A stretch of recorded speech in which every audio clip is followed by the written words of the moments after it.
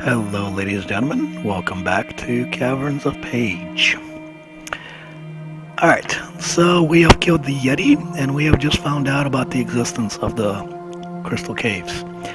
So, away we go. Yeah, I just quickly alt tab just to make sure I'm recording. Sometimes a thing happens. Anyways, now that the snow has stopped falling, the sky is clear and blue. Oh, sure, now the sky is clear and blue. The air is cold and crisp, and the snow crunches beneath your feet. Slowly, you make your way up the mountainside, looking for the cave entrance marked by the fur trapper. Suddenly, you hear a distant rumbling above you, the terrifying sound of an avalanche. I feel like gobble gobble, nobble nobble. Now's a good time to eat some provisions. Yep. A quick inventory check says that we have 4 provisions, 1 potion of strength, leather armor, sword, warhammer. 6 men were slain by Yeti. You're hunting the Yeti for a gold thing. Alright. Test your luck. You needed a score of 6 and you rolled a 3. You are lucky. If you're lucky, turn to 163. That did consume our luck, though we're at 5. If I actually had a higher luck from the beginning of the game, I would have taken the luck potion, but we have low luck, so no point, right? Anyways, you look up to see a great cascade of snow tumbling down the mountain. Fortunately, the avalanche sweeps down a ridge adjacent to one you are climbing. You make your way slowly up the mountain until you reach a rock face that is too steep to climb. You walk around the side until you see a massive wall of ice which completely blocks a gully between 2 peaks of the mountain, the glacier. Your heart leaps as you catch sight of a piece of fur hanging on the wall of ice by the trapper. Although you cannot see the entrance, you walk straight ahead. You shut your eyes as you think you're about to walk into a wall of ice. But you walk straight through the illusion and find yourself inside a long tunnel carved into the ice. You walk down it and soon arrive at a T-junction. If you wish to turn left, if you wish to turn right, left, right, left, right, left, right, left. Let's go right this time, shall we? Well, this time I mean from my perspective. The tunnel leads down the... fuck, did I go right last time or did I go left? Anyways, the tunnel bends around to the right. As you turn the corner, you almost bumped into a tall, pale, thin humanoid coming the other way. He is wearing a white cloak with a hood pulled over his head. He is a mountain elf, one of the Snow Witch's followers. Will you walk past him, tell him you've come to join the Snow Witch's followers, attack him your sword. Okay, so for once, it's not me. There's an error. There's a... attack him with your sword. Should we just whistle and go, you do not see me? Should we actually tell him we're joining so he can take us to the witch? Attack him with your sword. I feel like raising an alarm this early in the game would be bad. So, you know what? Actually telling him that we're here to join the witch probably will require us to roll luck, which I'm not quite so confident about. You know what? Let's go with that. Let's find out. The mountain elf looks at you in disbelief and says, "Nobody of good heart would wish to join the Snow Witch. I'm all here because of this."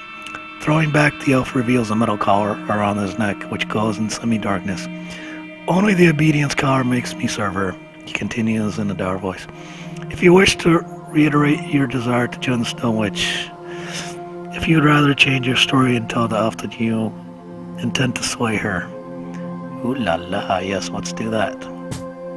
The mountain elf looks at you and smiles. Now you're talking. Kill her and free us. Here, take my cloak to disguise yourself and follow this tunnel until it branches. Take the right-hand fork. Good luck.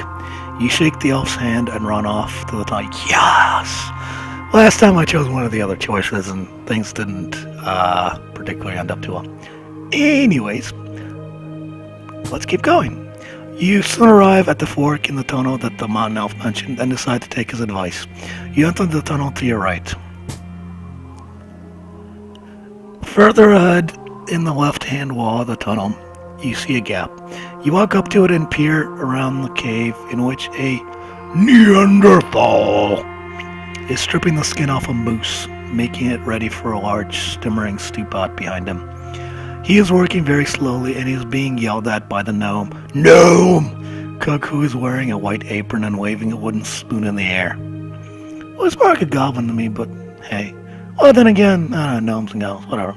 If you wish to enter the crude kitchen, turn to page 95. If you'd rather creep past the entrance. Humph.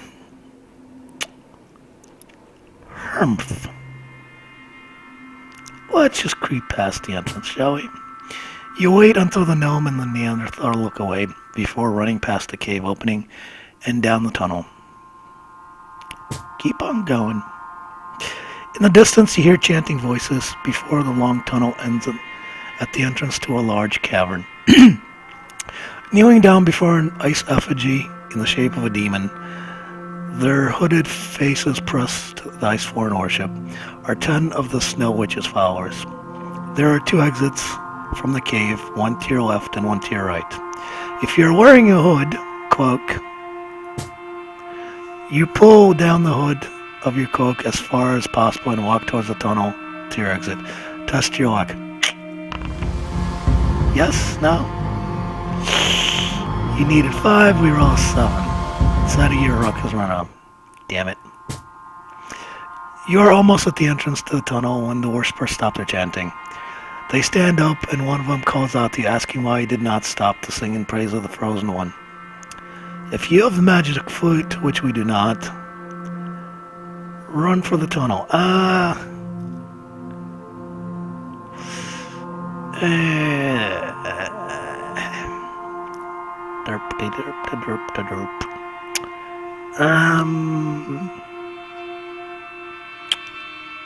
Alright. Looks like we can't keep avoiding this shit. Let's fight. Ice. Alright. The followers are a group of goblins, orcs, and Neanderthals. There are too many of them for you to overcome and you are soon captured. They drag you over to a circle of ice, dyed blue, in which the effigy stands. Amid wails and wild shouting, they throw you into the blue circle. The effigy immediately jerks its frozen limbs in motion. You have unleashed the power of the ice demon. The ice demon unleashes a jet of freezing gas and shouts out from its nostrils. Roll 2 dice. Yay! Sado, you failed the skill check. Oh, less is good. Well, we're bound. You are hit by the freezing gas, which hampers your ability to fight. Oh, that's just fucking great. You prepare yourself to attack. You must fight. Your skill is reduced by 2 for the duration of the fight. Oh, that's just fucking great. Well, I have a feeling we're bound. Let's fight. You both missed. Okay. Yes! Come on, bitch. Come on. Yeah! Come on, Ice Demon. What you got? What you got? What you got, bitch? Not that. Not that. You don't got that, no. Not that either. What else you got? Not that. No. What else you got? No! For the love of God, man! What no! This is how we play the game. This is what you got. Damn straight. God damn it. God freaking damn it. Alright, come on. Money shot. Money shot right there, baby. Yeah! Boom. I feel like eating a few provisions would be good. Alright. The ice demon crashes to the floor in a pile of broken ice. The Snow Witch's followers fall back in terror, afraid that you might now possess the demon's powers. You gain one luck. Yay! Unchallenged, you are able to leave the cave by the tunnel exit. Yay! The tunnel ends quite soon in a T-junction. To your left, you hear cries for help.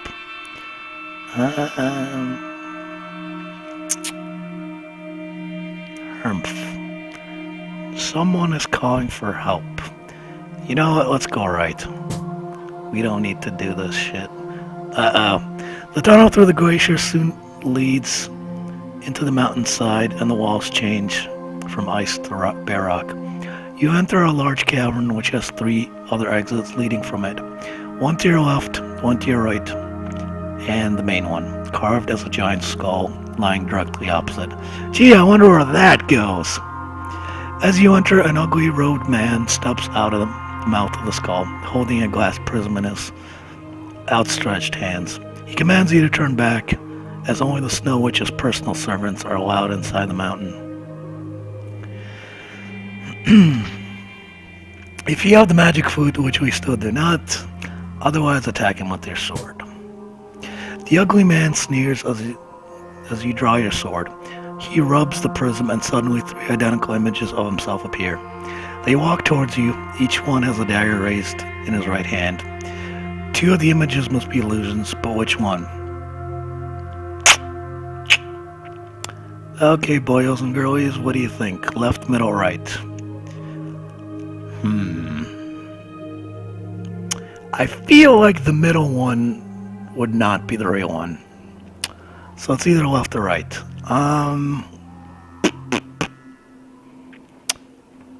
Doody. Hey, let's go with the right. The illusionist screams in pain as your sword cuts into his side. He drops to the floor as his other 2 images fade away.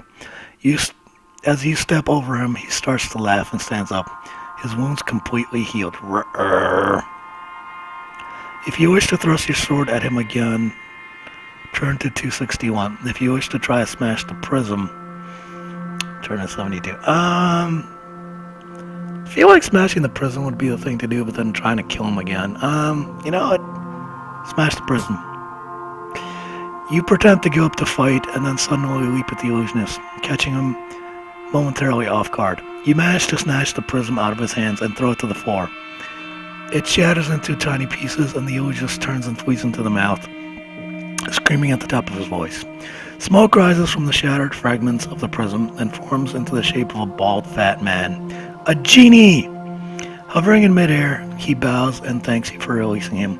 He tells you that if you call on him, he will make you invisible, just once, as a token of his gratitude. Without saying another word, the image shimmers and disappears. You now have to decide which way to head. Left, right, or middle? Here. Directly for the snow. You know what? Let's go around. Let's go to the right again. Is there a map? No, this one does. Some of these do have a map, by the way, folks. Just an FYI. Anyways, as soon as you step into the tunnel, an iron grill drops down behind you, barring your retreat. It is impossible to lift, and there is nothing you can do but find out what lies at the end of the tunnel. Uh-oh. Technically, they're all wrong choices. It's a freaking death maze, but whatever. As soon as you arrive at another iron grill, which blocks your way forward, beyond the grill, the tunnel turns left. On the wall opposite, you see a knob, which you realize must be pressed to lift the iron grill. Unfortunately, it is beyond your reach, even if you stretch out your sword. If you have one more dagger, which we do not, if you have no daggers, you are trapped inside the mountain tunnels. You know that it will not be long before the Snow Witch's guards discover you and condemn you to a life of slavery. You have failed in your mission. The end. Well, yes, well, I seem to not have good luck with these choose your own adventures when I'm Let's playing. But then again, most of these end up pretty horribly anyway, so. Alright, that's going to do it for now, folks. I'm going to move on to the next thing that I'm going to do. Hopefully you're enjoying these, the visual novels and choose your own adventures and such. Yeah. I'll probably be doing even more of these with a certain other hoe that some of you may or may not know. Anyways, this is Green Alien signing off. Bye bye, toodle, sayonara. Like, comment, subscribe, and all that. I will be recording another thing very shortly, momentarily. Bye bye.